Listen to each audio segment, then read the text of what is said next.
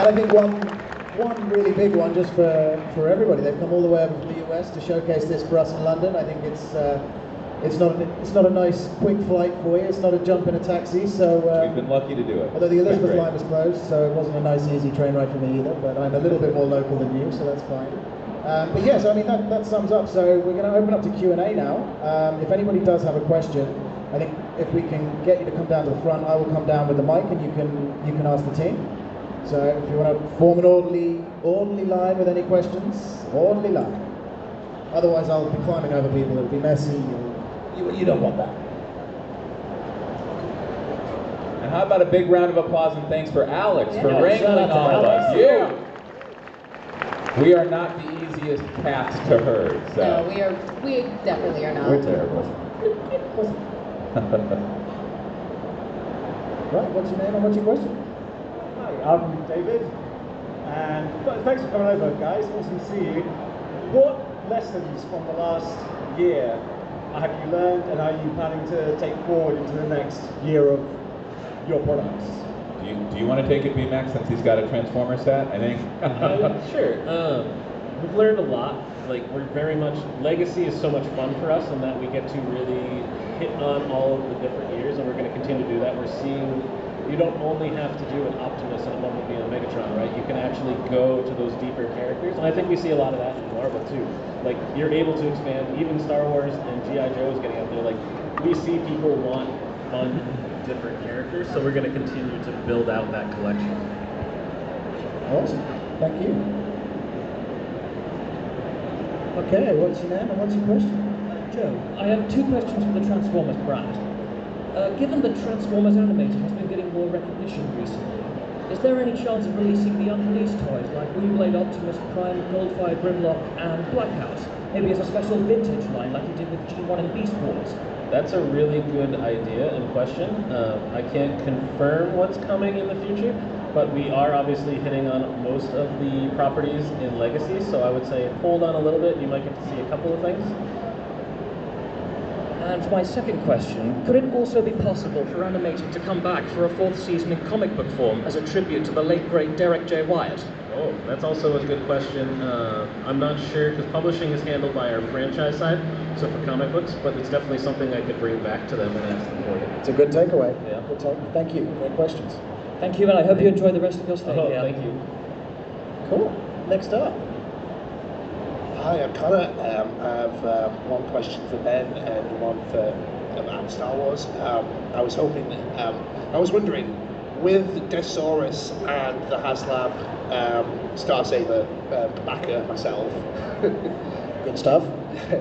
I was just wondering, is Deathsaurus and Victory Saber, are they sort of experimental, hoping we get some more like Japanese characters in? We're kind of looking at all universes, to be fair. We just knew, like, the fan vote, right? Victory Saber won the first one, Deathsaurus won the other one, so we're like, these are obviously characters people want. Again, we were going to put Deathsaurus in the main line, that's how much confidence we had in the character. You can see we have expanded other ways. We got Galaxy Shuttle and the Velocitron line. Minerva came out as an exclusive this year as well. So we do look at all of those Japanese universes. I very much would love to get those animations dubbed finally and properly and remastered and get out there. I know a lot of people have the DVD collections, and that's great, and we're really like, we are mining all of Transformers history for Legacy. And just for Star Wars, I was hoping, are there any plans for any more KOTOR characters? Lifetime KOTOR fans, so. Oh, any more plans for KOTOR characters? No, absolutely. It's interesting. Like, obviously, kind of Star Wars started off with movies. Obviously we have kind of Disney Plus now.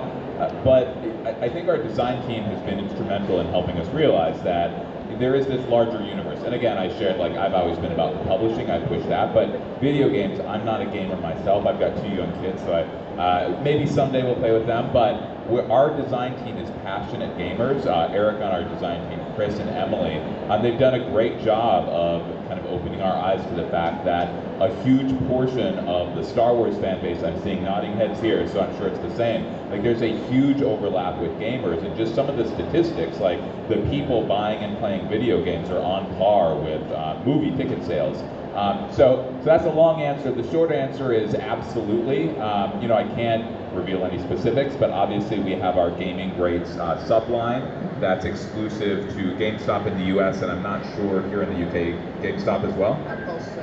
Pulse, got it. Pulse here. I know it's Micromania in Pulse some markets. franchise. Pulse, I think it's EV Games in some markets, but then also again, I think these are the first two mainline KOTOR figures maybe we've ever done. I know we did Revan in the past and Nihilus, but I believe those are from Old Republic. The Wookiee Salbar too. Yeah, in our subline, yeah. But this is the first time we're doing mainline figures from KOTOR from any video games in a while. So obviously, again, kind of echoing what Ben said, we felt confident enough about Bastila and Malik to do them in mainline. Obviously, as always, we'll see how they do, but we're confident we will see more KOTOR and hopefully more in mainline. Awesome, thank you. Thanks very much. Thank you, absolutely. Great questions so far. What have we got next? I'm Tom. I'm just got a You couple look of questions. great. You look great. Oh, thank you very much. I appreciate that. Yeah, so it's a little question for the Star Wars guys. Two questions really. What is happening with the prices for the Star Wars stuff compared to the US? And what is also going on with the pre-order date saying we'll ship mid-2023 and then actually it's the 2 week and it's, Yeah, so. I'll take those in reverse order and maybe remind me of the first question by the time I get there. But pre-order dates, it's fascinating. Alex and I were just chatting about it the other day. I can tell you honestly, like, we are trying our best to make the process as easy as possible. And so just kind of like a peek behind the curtain, obviously 2 or 3 years ago when we started pre-orders, right? It was pre-COVID, it was before the global shipping crisis, and I think like the dates worked out pretty well. I know that there were other wrinkles which hopefully we've addressed, but it was a pretty well-oiled machine. Like we could predict with strong certainty when items would arrive. Obviously then 2.5 years ago, COVID hit, global shipping crisis. What we discovered is that with some retailers, if we had shipping delays and the items shipped after when we said, then pre-orders were canceled. And that's obviously not a great experience. And so that's something we've been trying to solve out. We also obviously, we want to be as transparent as possible, but we also don't want to overpromise and underdeliver. So when we put a date out there and then we slip past it, that's not a happy experience for everyone. So because of these two things, we started communicating out. We started basically planning for the worst and saying, okay, these items aren't going to ship until this date because we didn't want to slip past it and have to cancel the pre-orders. Obviously now the world is getting a little bit back to normal. I want to find some wood to knock on because I don't want to personally jinx the entire global shipping crisis, but things are getting back a little bit to normal. And so we're now seeing the promised dates be further out and then actually shipping a lot sooner. On the one hand, that's a happy experience, a little bit, because you're expecting it later, but on the other hand, we know that people plan out when the charges are going to hit. So this has just started coming to our attention. We're bringing it back and we're talking about it, and I think you'll see us pull in those dates a little bit. As always, we're just trying to strike that balance. Our interests are aligned here. We want the experience to be as good as possible. There's no reason we wouldn't. And so it's great feedback, and honestly, hearing it from fans in the stand, it's good feedback that we're going to bring and have conversations next week. And remind me, the first question was about pricing. Yeah, the pricing basically, for example, the most recent one was Boba Fett Starship, the Slave One, from the book of Boba Fett was, I think it was $2-something $100, which in the UK currency would be around 180, something like that. But then it seemed like Hasbro had, instead of taking off the price difference, added the price difference onto the initial price and then added VAT on top. So it actually works out more expensive to buy in the UK than to buy in the US. Then later on down the line, they made a statement saying, oh, well, we got the price wrong, sorry, here's the correct price. So I was just wondering why that seems to be a pretty consistent thing that happens with the UK. I don't know about other European parts, but with the UK specifically. It's a good question. I don't personally impact, this is not to pass the buck, but just again to be honest and transparent, I don't personally impact pricing in the UK. That being said, I do remember, I think 5 years ago, we had similar conversations. We had a similar issue. I remember our Black Series figures were $20 then in the US. I think they were something like $35. And that was actually the first year Ryan on the Marvel team and I came out. 2017 was the first time we were here at London Comic Con. We also convened, we've shared this publicly, we did a series of fan summits with our local team, and it was to solve out issues like that. So I think we had kind of corrected it back then, I think, because we heard that basically fans were shipping product from the US because it was, which no one wants, right? That's not good for anyone. So I think we solved that out. It sounds like they're cropping up again. And all I can say, again, just being personally honest and transparent, is we will have conversations with the appropriate people and try to get that in line. But that's unfortunate to hear that that's happening. Yeah, I think the only thing I'd add to that, being based over here, is this isn't new news to us, and it's definitely on the radar. And the team over here, it's something that they are looking very seriously into at the moment. So yes, anticipating being much more streamlined as we move. Thank you. Say one more thing. Knocking out the park with the G.I. Joes, fantastic stuff. Transformers, Marvel Legends, thank you all very much. Thanks you. for coming to see us all, and I hope you have a great rest of the weekend. So thank you very much. Thank you. Two tough questions for me and just compliments for you guys. So. That's how we like it. That's all good. Roll. Fair. Okay, name and question, please.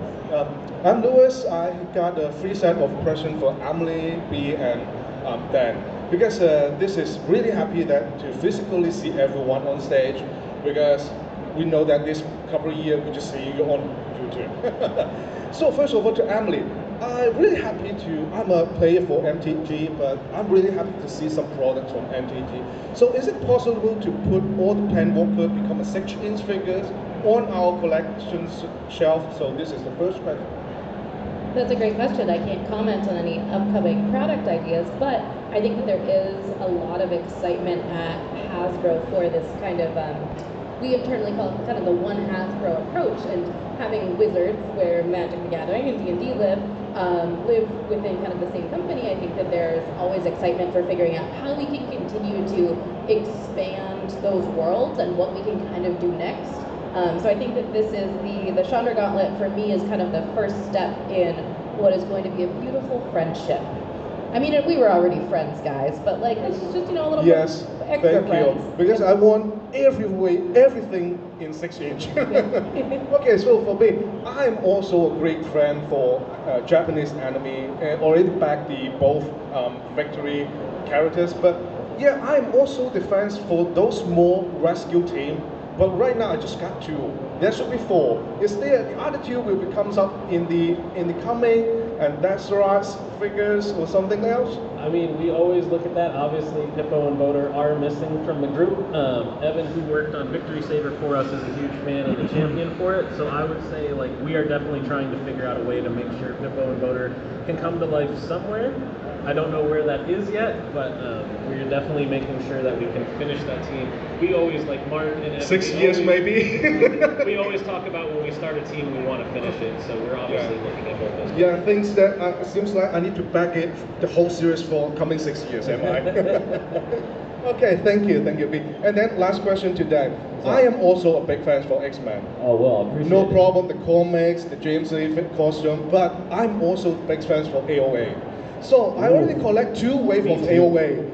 So is there any coming figures from AOA? Because like Angel, like Mystic, like the Nightcrawler, they got their own series from the AOA, especially like the Storm and Quicksilver. They have their own astonishing X-Men AOA. But I'm missing those figures on my shelf. Are they coming? And also, second part, I'm also a new fan for Hackman's new X-Men world. So Sword of X, I already got the wave of Power of X and Half of X. Is Sword of X going to be on my shelf? Yeah, so what's your name again? I'm sorry. Lewis. So out of all of us, I want to say thank you for being a fan of everything here. But thank you so much for being an AOA fan. I think for every 2 AOA fans, there's also 1 hater of AOA. So we need to always balance out X-Men characters. I think if you paid attention to the live stream, you know, myself, Ryan, and Dwight are all X-Men fans, right? But I'll be honest, like out of that team, I'm the only AOA fan, right? So like, I cannot promise that there are more AOA. So you got me now. It's okay, I'm an AOA fan too. Dan and So I talk VMAX, about it all yeah, the time. me It's and the VMAX comic talk. series I read every year. Joe Madureira is my favorite comic artist of all time. AOA is one of my favorites. So yeah, I cannot confirm if there are more characters coming from that universe. I will say that when it comes to comic characters, I think what we're trying to do more and more is have more of a balanced approach instead of having more waves that are dedicated to one line. What happened with the AOA and what happened with the Hickman run that you're talking to, I think those are going to be more rare cases moving forward. But that's not to say that there won't be more looks and characters inspired by both of those arcs. But I cannot promise that a certain character is going to be made. If it was just my decision, we'd make another wave. But unfortunately, it's not. Thank you very much, Dan. But I will wait for you. I'm waiting for you. Thank you. Awesome. Great questions. So next up. Hi, I'm Caleb. I got here a bit late, so I don't know if this has already been mentioned. But Marvel Legends, with the HasLab Ghost Rider Charger, if that doesn't get fully backed, will the Robbie Reyes and Mephisto and stuff still get made eventually, do you think? Or?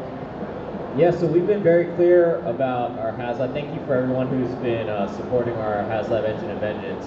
The tier characters that we mentioned there, Mephisto, Damien Hellstrom, and the Goblin Queen, the looks that we have showcased, I don't believe are going to be made available again. We specifically chose this HasLab for that reason, to put those characters out and make them available. There are certain reasons and discussions why that happens, but you never know. Like, 10 years from now, I probably won't be on this team, and if things Don't change. say that, Dan. Where are you going? But yeah, so we've made it very public, Dwight, Ryan, and myself, in multiple interviews, that we think that those tier characters are not going to be available for mainlining. And if it helps at all, so when we did the first G.I. Joe HasLab, the Sky Striker, we only hit 2 of our 3 tiers for unlock tiers, and our last tier were, fans have lovingly dubbed them ketchup and mustard, but they were flight crew, that one was wearing a red vest and one was wearing a yellow vest, and we have publicly said that those figures will never come out. We could do variants of them, but in the look that we did, they will never be released in the line. So one last thing, I've been trying to collect the Alpha Flight team.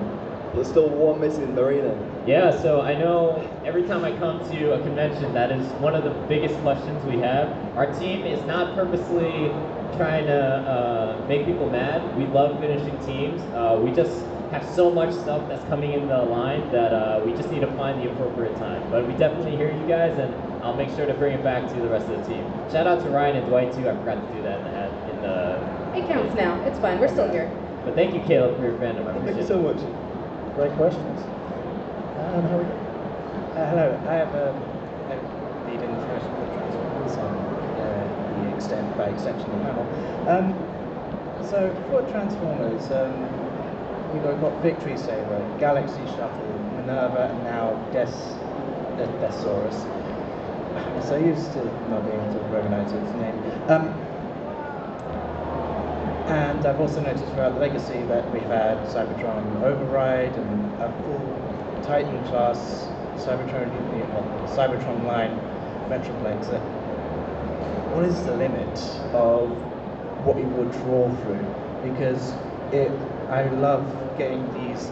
I love a mainstream toy line release of these out there characters.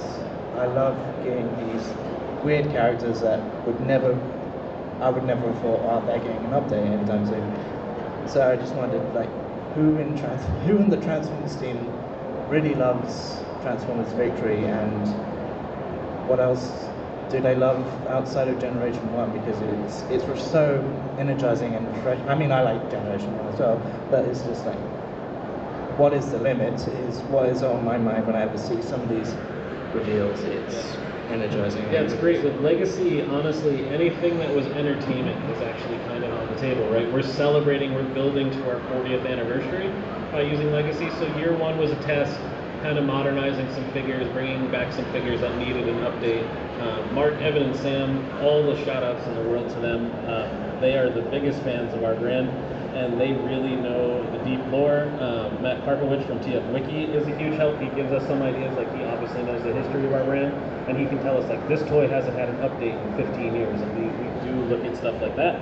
So any entertainment property that's not live action is definitely on the table for Legacy, and I think you'll see a lot of really fun things as, again, we continue to build to that 40th anniversary and really celebrate what came from G1, what was G2. Obviously, we got to do Jaxus this year. Never in a million years thought we would put that in a mainline thing. Super fun character, great Simon Furman creation.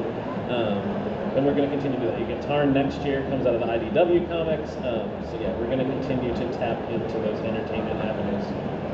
And I suppose that sort of rambling was a lead-in question to everyone else as well, because I've noticed like they've got the dice links, those are great. And you know, X-Men characters that were probably a very, very deep wiki dive. like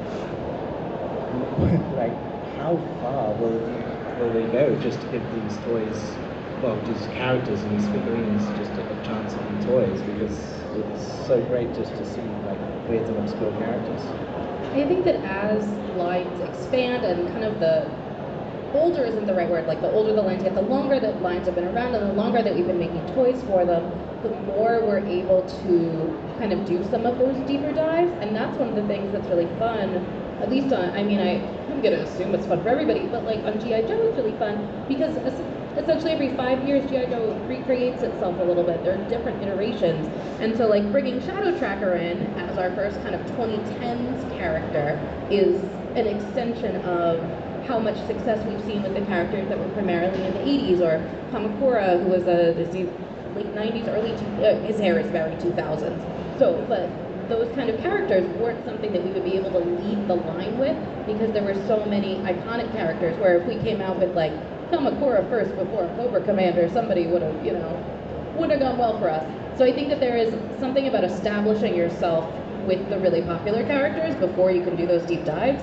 But I mean, we love doing the deep dives, and I think that we're all nerds and we're all different kinds of nerds, so you kind of get to pick and choose which nerddom you're appealing to with the deep dives, which is really fun.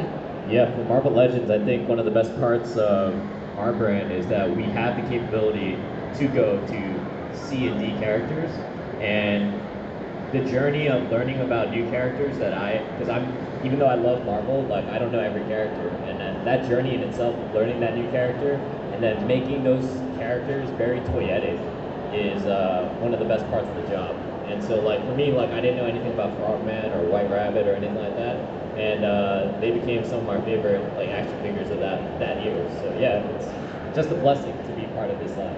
That Frogman figure is so good too. Yeah, I know there are people in the stands who are fans of Frogman and White Rabbit right there. I can't believe you didn't know who White Rabbit was. I'm a huge rabbit head right I here. disappoint myself every day about that. Well, thank you very much, and continue doing what you do, because it's plainly speaking, it's just great. I love it. Thank you. I think we have time for maybe one more question. We have one more, the most patient person in the room, queuing very well, so I'll pass it out. My name's Andrew. So.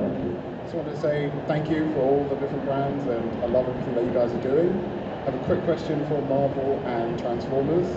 First for Marvel is with all the Marvel Legend characters and stuff, it's great having all of the figures and characters from different eras, but it would be really cool if we could get like some diorama pieces, more outside of like, I don't know, like say like a Danger Room, where you could build more and more to it to make a whole shelf full of things for all the X-Men characters. Yeah, no, so I think that's an idea that's straight from Ryan's mouth and Dwight's mouth. Like that's something that in our daily like breakdance battles and rap battles for things and for items, that's one of the concepts that we are noodling. With dioramas, it's always a complex type of situation, and yeah, it's definitely something that we've already been discussing specifically in the Danger Room. So yeah, hold on tight. We'll see how it goes from there, though. Cool. And with Transformers, we've already got the HasLab Unicron and Starsaber and Allosaurus. I just want to know about, is there any possibility of Cybertron coming as well?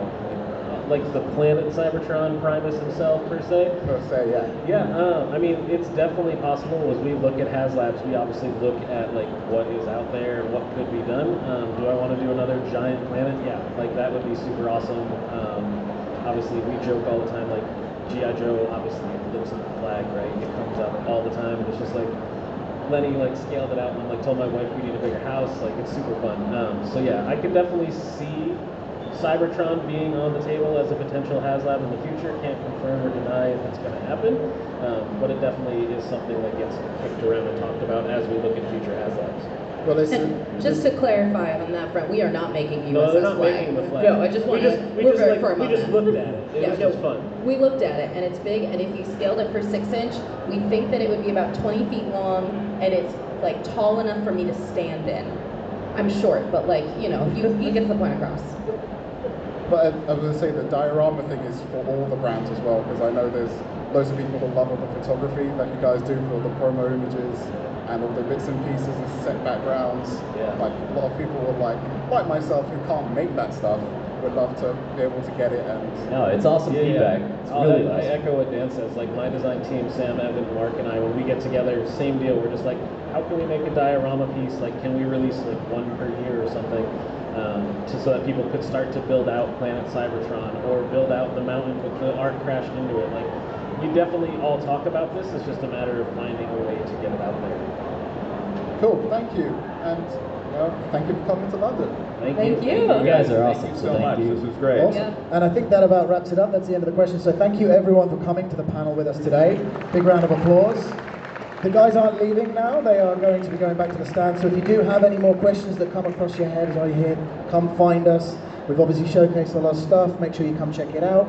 And yeah, we look forward to seeing you on the stand. Thank you. Thank you guys so much. Thanks, guys. You guys want water?